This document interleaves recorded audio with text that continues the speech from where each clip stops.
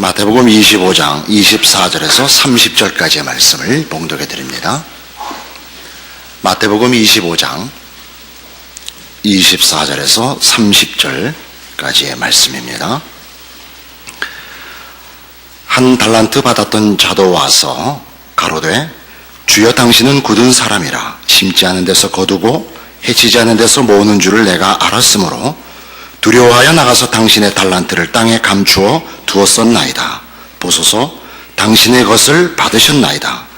그 주인이 대답하여 가로되 악하고 게으른 종아, 나는 심지 않은 데서 거두고 해치지 않은 데서 모으는 줄로 내가 알았느냐? 그러면 내가 마땅히 내 돈을 취리하는 자들에게나 두었다가 나로 돌아와서 내 본전과 별리를 받게 할 것이니라 하고 그에게서 한 달란트를 빼앗아 10 달란트 가진 자에게 주어라. 무릇 있는 자는 받아 풍족하게 되고 없는 자는 그 있는 것까지 빼앗기리라. 무익한 종을 바깥 어두운 데로 내어 쫓으라. 거기서 슬피 울며 이를 갈미 있으리라 하니라. 우리는 지금 25장에 있는 비유들을 통하여 종말을 어떻게 준비할 것인가, 근신하고 깨어있는다는 것이 무슨 뜻이냐 하는 것을 교훈받고 있습니다. 오늘 이 달란트 비유에 의하면 주님 다시 오시는 날을 기다리는 것은 다만 시간을 보내는 것이 아니고 적극적으로 무엇인가를 하고 있어야 되는 시간이다 하는 교훈을 받습니다. 먼저 이 달란트 비유에 있어서 우리가 하나의 오해를 고쳐야 할 것은 이 영어로 이게 탤런트라고 되어 있어가지고 이것이 일종의 은사 내지 재능으로 이해되고 있는데, 이 탤런트는 그저 여기서는 그 시대의 화폐 단위에 불과합니다. 그러니까 이 비유는 재능이나 은사를 나누어 준 것은 아닙니다. 15절에 보시면 각각 그 재능대로 하나에게는 금 5달란트를, 하나에게는 2달란트를, 하나에게는 1달란트를 주었다로 되어 있어서 재능을 가진 것에 비례해서 준 것이지 재능을 준 것은 아닙니다. 그렇죠? 이 달란트라는 이 금화인데요, 이 시대의 이 달란트는 6천 데나리온에 해당하는 것입니다. 데나리온이라는 화폐는 지금 그때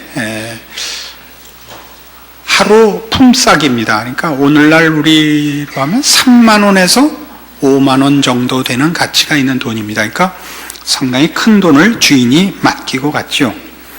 5달란트 받은 종은 5달란트 남겼고 2달란트 받은 자는 2 남겼는데, 문제는 1달란트 받았던 사람은 땅에 감추어 두었던 것입니다.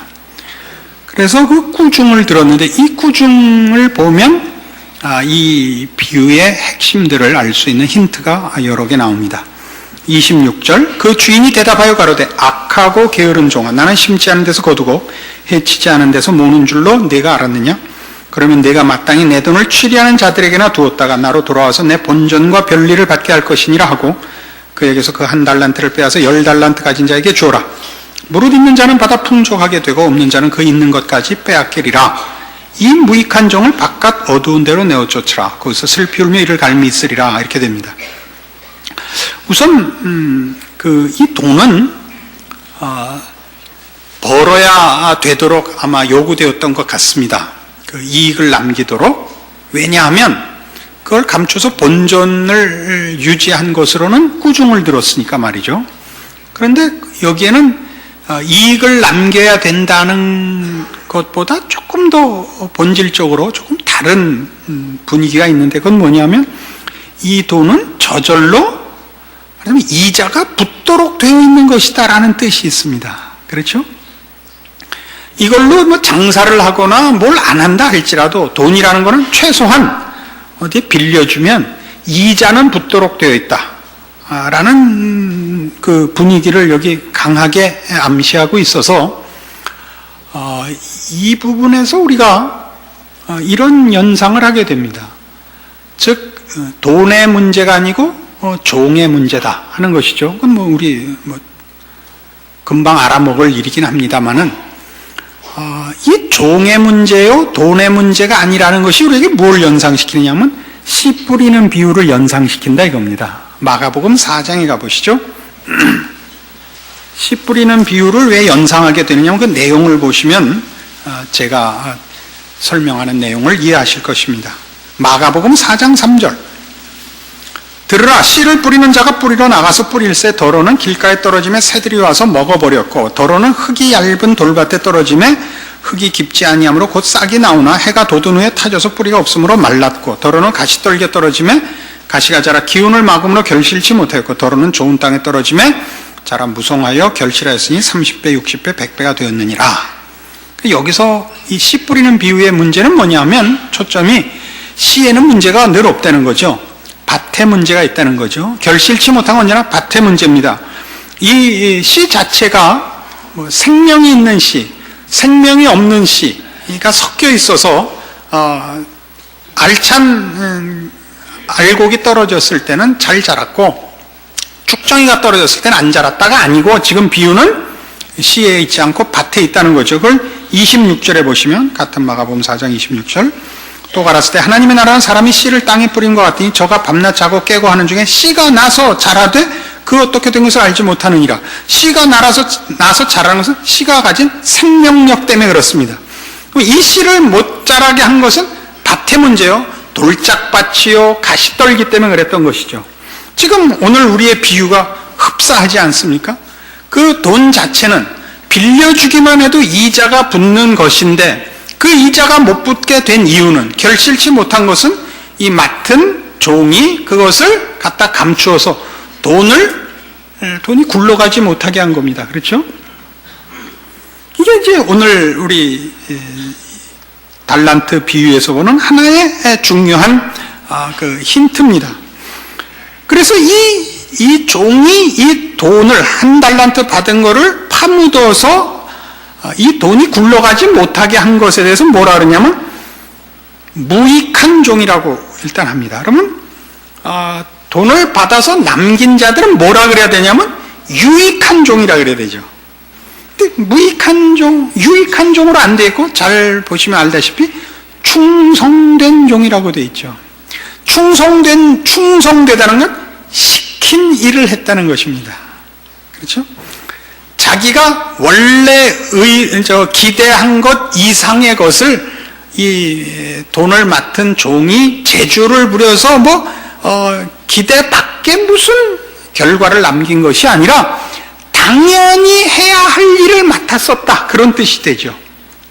그래서 이 무익한 종은 이런 일을 못했을 뿐만 아니라 충성된 종의 반대 개념으로 악하고 게으른 종으로 이제 묘사되고 있습니다. 그렇죠? 어디 있죠? 26절입니다. 그 주인이 대답하여 가로되 악하고 게으른 종아 이렇게 됐습니다. 그래서 악하다는 것은 충성해야 되는 것을 안 한 미련하고 게으르고 무익한 것보다 훨씬 적극적으로 자기에게 주어진 명령을 거슬렀다는 의미를 우리가 연상하게 됩니다. 그렇지 않습니까? 해야 되는 일을 거스른 것이죠. 여기서 이제 금방 우리가 다시 이 전체 주의 다시 오심을 기다리며 영원한 나라를 기다리는 자의 근신함, 깨어있음이 가장 핵심되는 포도나무 비유에 다시 돌아가게 됩니다. 포도나무 비유가 뭐였죠? 가지가 나무에 줄기에 붙어 있어야 된다는 사실이었습니다. 가지가 나무에 붙어 있는 것은 그의 책임이며 그에게 생사를 나누는 운명이며 붙어 있는 것은 순종이고 안 붙어 있는 건 거스름입니다. 이게 지금 꼭 그런 내용인 것을 우리가 전체적인 그 내용을 종합해 볼 때 이해할 수 있게 됩니다. 이 종이 악하고 게으르다, 무익하다라는 이 처벌과 꾸중을 듣는 것은 포도나무 가지가 나무에 붙어 있으면 당연히 거기로부터 생명을 공급받아 결실해야 될 것을 스스로 거스려 이 줄기로부터 독립되었기 때문에 당연히 공급되는 생명과 결실들을 그가 방해한 꼴이 된 것입니다. 이것이 악함입니다. 게으름이고 무익한 것입니다. 왜 이런 표현들을 쓸 수 있느냐 하면 붙어 있는 것은 그의 자랑이거나 재주가 아니라 그것은 충성에 해당하는 내용들이기 때문에 그렇습니다. 가지가 나무에 붙어 있어야 되는 것은 그것 자체로 그 본인에게 복이며 은혜며 그 요구에 부응하는 것이지 본인이 무엇을 창조적으로 만들거나 자신이 무슨 큰 재주를 부려 만든 결과가 아니기 때문에 그렇습니다. 이 일들은 거기 29절에는 무릇 있는 자는 받아 풍족하게 되고 없는 자는 그 있는 것까지 빼앗기리라 라는 표현에도 사실은 암시되어 있습니다. 이걸 이렇게 이해하면 풀었으면 금방 이해가 됩니다. 무릇 붙어 있는 자는 받아 풍족하게 되고 붙어 있지 않는 자는 말라 비틀어 그나마 있던 존재도 썩어지리라. 그럼 금방 이해가 되죠. 이게 있는 자는 받아 풍족하게 되고 없는 자는 그 있는 것까지 빼앗기리라 라는 성경 표현의 진정한 의미가 되는 것입니다. 그래서 우리가 지금 이 보는 바, 이 달란트 비유를 통해서 다시 확인한 포도나무 비유 혹은 씨 뿌리는 비유들로 확인된 기다림, 종말을 기다림이라는 것은 무엇입니까? 시간을 기다리는 것이 아니었죠. 하나님의 나라의 장소와 환경과 조건의 완성은 하나님 손에 있는 것이고 더 중요한 것, 그 나라의 백성의 준비죠.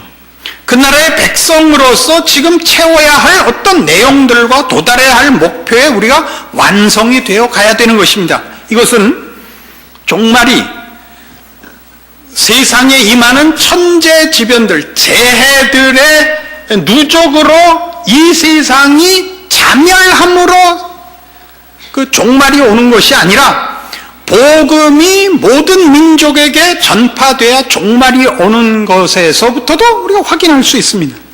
그것은 부정적인 소극적인 종말이 아니고 적극적인 종말이었지 않습니까?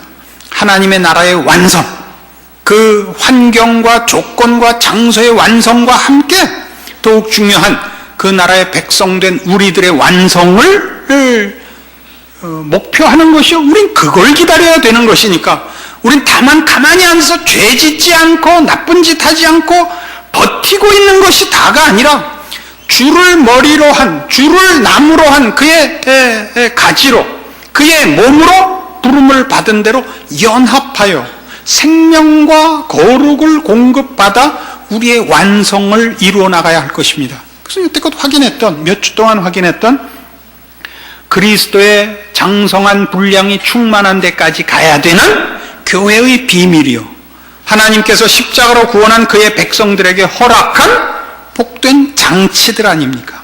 이런 것들이 우리에게 요구되고 있습니다. 골로새서 2장에 가시면요, 신약성경 326페이지 골로새서 2장 16절 이하에 이런 경고가 나옵니다. 골로새서 3장 16절 그러므로 먹고 마시는 것과 절기나 월삭이나 안식일을 인하여 누구든지 너희를 평론하지 못하게 하라. 이것들은 장래일의 그림자이나 몸은 그리스도의 것이니라. 누구든지 일부러 겸손함과 천사 숭배함을 인하여 너희 상을 빼앗지 못하게 하라. 저가 그 본 것을 의지하여 그 육체의 마음을 쫓아 헛되이 과장하고 머리를 붙들지 아니하는지라. 온몸이 머리로 말미암아 마디와 힘줄로 공급함을 얻고 연합하여 하나님이 자라게 하심으로 자라느니라. 여기에 경고는 뭐냐 하면요, 우리는 다 예수 그리스도를 머리로 하여 그의 몸으로 부름을 받고 있습니다. 우리는 다 지체입니다. 머리는 예수님밖에 없습니다. 그러나 신앙생활을 하는 자 중에 어떤 시험을 그렇게 많이 받느냐, 본인이 머리가 되는 시험을 받는 이들이 많다 이겁니다. 본인이 머리가 되는, 머리는 예수 그리스도입니다. 그가 환상을 받거나 어떤 체험을 했거나 어떤 신앙상의 어떤 깨우침으로 인하여 자기가 머리가 되어버린단 말이죠. 그러면 안 된다는 거예요. 우리는 모두 그의 몸입니다. 머리는 예수 그리스도밖에 없습니다. 머리를 붙들지 않는다는 건 포도나무 비유에서 그 가지가 줄기에 붙어 있지 않는 것과 방불한 것입니다. 그렇지 않습니까? 그럼 우리의 신앙의 준비, 종말을 기다리며 하나님의 약속을 기다리는 모든 성도들의 당연한 이 깨어있음, 근신함은 뭐냐? 그리스도를 머리로 한 그의 몸으로서의 자리를 지키며 활동을 지속하는 것입니다. 우리는 몇 번이나 예를 든 대로 교회 생활을 성도들이 거부하고 있고 개인적인 신앙을 지키는 것으로 본인은 자기 책임을 다하고 있다고 생각하고 있습니다. 나는 혼자 신앙생활 한다. 나는 죄 짓지 않는다. 나는 헌금 안 떼어먹고 주일날 놀러 안 가고 교회 간다. 그러나 그렇게 하는 일의 가장 큰 치명적인 잘못이 뭐냐? 여러분은 몸의 각 지체로서의 연합을 하지 않고 계시는 겁니다. 여러분이 몸으로서 연합을 하고 있지 않으면 여러분 어떻게 되냐면 머리와 발, 머리와 눈, 머리와 귀 이렇게 된 형편이 되는 겁니다. 이건 다 귀신들입니다. 그렇지 않습니까? 여러분이 그리스도와 연합하여 있으면 당연히 다른 지체들과 연합되어 있어야 합니다. 그리고 그 연합은 서로가 서로의 도움을 위하여 있고 유익을 위하여 있지 해하도록 되어 있지 않습니다. 여러분 이빨이 혓바닥 씹어먹는 거 봤습니까? 그럴 리가 없습니다. 그런 법이 없습니다.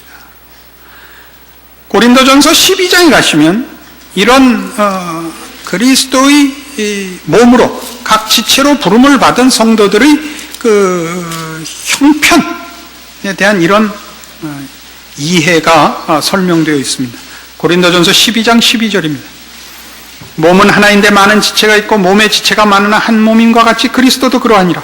우리가 유대인이나 헬라인이나 종이나 자유자나 다 한 성령으로 세례를 받아 한 몸이 되었고 또 다 한 성령을 마시게 하셨느니라. 몸은 한 지체뿐 아니 여럿이니 만일 발이 이르되 나는 손이 아니니 몸에 붙어 있지 아니하였다 할지라도 이로 인하여 몸에 붙지 아니한 것이 아니요 또 귀가 이르되 나는 눈이 아니니 몸에 붙어 있지 아니하였다 할지라도 이로 인하여 몸에 붙지 아니한 것이 아니니 만일 온몸이 눈이면 듣는 것은 어디며 온몸이 듣는 것이면 냄새 맡는 것은 어디뇨. 그러나 이제 하나님이 그 원하시는 대로 지체를 각각 몸에 두셨으니 만일 다 한 지체뿐이면 몸은 어디뇨. 이제 지체는 많으나 몸은 하나라. 눈이 손더러 내가 너를 쓸데없다 하거나 또한 머리가 발더러 내가 너를 쓸데없다고 하거나 하지 못하리라. 이뿐 아니라 몸에 더 약하게 보이는 지체가 도리어 요긴하고 우리가 몸에 덜 귀히 여기는 그것들을 더욱 귀한 것들을 입혀주며 우리 아름답지 못한 지체는 더욱 아름다운 것을 얻고 우리의 아름다운 지체는 요구할 것이 없으니 오직 하나님이 몸을 고르게 하여 부족한 지체에게 존귀를 더하사 몸 가운데서 분쟁이 없고 오직 여러 지체가 서로 같이 하여 돌아보게 하셨으니 만일 한 지체가 고통을 받으면 모든 지체도 함께 고통을 받고 한 지체가 영광을 얻으면 모든 지체도 함께 즐거워하나니 너희는 그리스도의 몸이요 지체의 각 부분이라. 이겁니다. 여러분 만일 상상으로 하는 겁니다만 사지 중에 하나를 절단해야 된다 그러면 팔을 하나 자르시겠습니까? 다리를 자르시겠습니까? 어느 게 더 기왕 손해를 본다면 어느 게 덜 귀할까요? 팔과 다리 중에. 그 운동을 해보시면 탁구를 하면 특히 그런 현상이 많이 나타나는데요. 탁구를 이렇게 이제 폼을 가르칩니다. 그럼 오른손으로 이제 공을 치지 않습니까? 라켓을 잡고 그러면 이 폼은 늘 일정하게 칩니다. 그럼 공이 왔을 때 이 팔을 일정하게 흔들어도 공이 맞을 자리에 다리가 늘 쫓아다니는 거예요. 다리가. 그래서 팔을 자르는 사람은 바보입니다. 다리가 훨씬 더 팔보다 중요합니다. 그러나 평소에는 다리가 하는 일은 안 보이고 팔이 다 하는 것 같죠. 우리 한 30년 전인가요? 30년쯤 전인가요? 한참 헤비급 권투가 유행을 했던 때가 있었습니다. 리스튼으로부터 시작해서 리스튼, 알리, 프레이지오, 포먼에 이르도록 아주 재밌었습니다. 그때는 요새는 뭐 재밌는 게 없어요. 그때는 뭐 재밌었는데 알리가 프레이지오한테 졌어요. 근데 프레이저가 포먼한테 그냥 온열에 개구리 밟히듯 그냥 나가 떨어져서 졌지 않습니까? 이 교양 필수가 약해가지고 말이죠. 설교를 할 수가 없어요. 하여튼 그런 줄 아세요? 그런데 알리하고 포먼하고 붙게 됐단 말이에요. 그래서 당연히 포먼에다 돈을 걸었죠. 그때 뭐 재산을 다 팔아서 포먼한테 걸었어요. 근데 포먼이 졌잖아요. 그래서 우린 그게 말이 되나? 근데 알리가 포먼을 이긴다는 말인가? 포먼이 그 인터뷰에 글을 낸 게 있는데 그걸 보고 알리가 이길 자격이 있다는 걸 알았습니다. 몇 회 전인가? 뭐 3회인가쯤에 자기가 8스텝을 물러나는데 포맨이 12스텝을 쫓아오더래요. 넌 곧 지친다. 넌 몇 회 못 간다를 자기가 그때 알았다 그래요. 그래서 비로소 저는 권투 선수가 머리도 쓰는구나를 알았어요. 그냥 권투는 그냥 주먹만 있으면 되는 줄 알았어요. 그때 포맨이 알리한테 뭐로 줬어요? 발로 줬어요. 발로. 권투는 주먹으로 하는 게 아니라 발로 해요. 다리로 한다고요. 그럼 영광은 뭐가 돼요? 아니 권투 시합하는데 그럼 다리 찍는 포스터가 어디 있겠어요? 주먹 찍어 놓겠죠. 그러나 사실은 그 뒤에 보이지 않는 것에 각자의 역할이 있고, 그래서 그러면 알리 그러지 뭐 주먹 이러진 않잖아요. 그 알리라는 사람이 모든 영광을 받는 것 아닙니까? 이 일들을 우리는 못하죠. 여러분들은 신앙이라는 것이 하나님을 위하여 또 영원한 나라를 위하여 여러분이 해야 할 일과 준비해야 되는 일들이 무슨 일이라고 생각하죠? 뭐 일은 맞아요. 그 일은 뭐냐면 이 연합이에요. 여러분은 가장 우선적으로 여러분의 신앙의 유익을 위하여 또는 하나님께서 여러분에게 시키신 명령을 수행하는 차원에서 여러분은 교회 안에 들어오셔야 돼요. 그리고 교인들하고 다른 지체들하고 섞이세요. 여러분들이 해야 되는 건 함께 가는 거예요. 함께 일을 하는 걸 할 줄 알아야 돼요. 일을 하다 보면 저 왼수는 왜 절에 안 갔을까? 그런 생각이 드는 사람이 있어요. 저건 왜 예수를 믿어서 하나님의 일을 방해를 할까? 저게 절에 갔으면 하나님의 영광을 더 많이 받았을 텐데, 그죠? 그래서 절간을 망쳤을 테니까. 이렇게 늦으면 안 돼요. 말을 하면 금방 알아들어야 돼요. 진도를 나갈 수가 없잖아요. 아니에요. 그 사람하고 해야 돼요. 그 사람하고 해야 돼요. 여러분 가끔 이 나라에 태어난 거 좀 섭섭할 때가 있죠. 그때 언젠가 뭐 인천 어디선가 왜 애들 수양관 불나가지고 운동선수 하나가 국가에서 연금도 받고 뭐 또 받았는데 나 이 나라에서 못 살겠다고 이민 가고 그거 반납했던 거 있죠. 얼마나 약이 오르면 그러겠어요. 충분히 이해해요. 그러나 이 나라에 태어나게 했으면 이 나라 사람으로 책임을 져야 돼요. 창피도 감수하셔야 되고, 이민 가는 거 저는 안 찬성하는 사람이에요. 갈 수밖에 없는 형편이 있다는 거 이해해요. 또 우리나라 사람으로만 살기에는 너무 큰 인물이라서 국제적으로 살아야 한다는 것도 인정해요. 그러나 기본을 얘기하는 게 기본을 또 이 설교 듣고 또 이민 갈 때 몰래 가지 마시고 신고하고 가세요. 이 나라 사람으로 하나님이 태어나게 했으면 이 나라와 운명을 같이 하세요. 그게 책임이라고요. 여러분이 교회를 선택하셔서 들어오셔서 지지고 볶으셔야 돼요. 함께 가셔야 돼요. 에베소서 4장에 이렇게 설명이 되어 있습니다.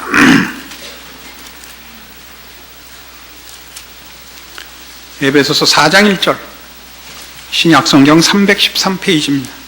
그러므로 주 안에서 같이 내가 너희를 권하노니 너희가 부르심을 입은 부름에 합당하게 행하여 모든 겸손과 온유로 하고 오래 참음으로 사랑 가운데 서로 용납하고 평안에 매는 줄로 성령의 하나 되게 하신 것을 힘써 지키라. 몸이 하나여 성령이 하나이니 이와 같이 너희가 부르심의 한 소망 안에서 부르심을 입었느니라. 기다림, 종말이라는 것을 기다림, 하나님 나라의 완성을 기다림, 즉 그의 백성으로서의 완성을 준비함 에 있어서 제일 중요한 내용이 뭐냐, 그리고 그 방법이 뭐냐, 교회 안에서의 연합이에요. 그래서 신앙 훈련, 신앙의 내용의 가장 중요한 것들, 대표적인 것들로 성경이 기록하는 것도 언제나 겸손, 온유, 오래 참음, 사랑 이런 것들이지 능력, 재주 이런 건 없어요. 서신서에 그런 능력과 재주를 언급하는 데는 아무 데도 없습니다. 그럼 우리는 신앙을 능력과 재주로 만들어서 하나님 앞에 바치려고 그래요. 그런 것들 아닙니다. 여러분은 못난 사람과 혹은 나와 뜻이 다른 사람, 성격이 다른 사람과 십자가를 앞세워 하나 되는 일, 그래서 여러분의 성격을 누르고 여러분의 개성을 누르고 여기서 말하는 개성은 개인적인 무슨 재주가 아니라 개 같은 성격에 준 말입니다. 이걸 훈련하셔서 교회 안에서 누구와도 함께 가는, 팔과 다리가 싸우지 않듯, 눈과 귀가 싸우지 않듯 다 하나로 묶여지는 일을 연습하고 그걸 드디어 실력으로 극복해내셔서 여러분의 내용으로 만드셔야 된다 이겁니다. 이것이 종말을 기다리는 것입니다. 이것이 여러분에게 맡겨진 달란트를 땅에 파묻지 않는 것입니다. 여러분이 여러분의 맡은 바 일을 안 함으로, 말하자면 짧지만 이 목에서 위까지 식도가 없다고 생각해 보시오. 그럼 어떡할 거예요? 밥을 어떻게 먹으란 말이에요? 직접 구멍을 내고 위에다 담아야 되는 거 아니에요? 하시라고 여러분 일들을 다 하나하나씩. 이건 감춰져 있어서 작은 일입니다. 다음 25장 다음 비유에도 나오고 오늘 비유에도 나왔다시피 내가 작은 일에 충성했다. 이 작다는 거는 하나의 부속으로 감춰져 있는 걸 말하는 거예요. 그거 하나로 전체로 대접받질 않아요. 응? 위가 한 일, 무슨 귀가 한 일, 그거 따로 칭찬받지 않아요.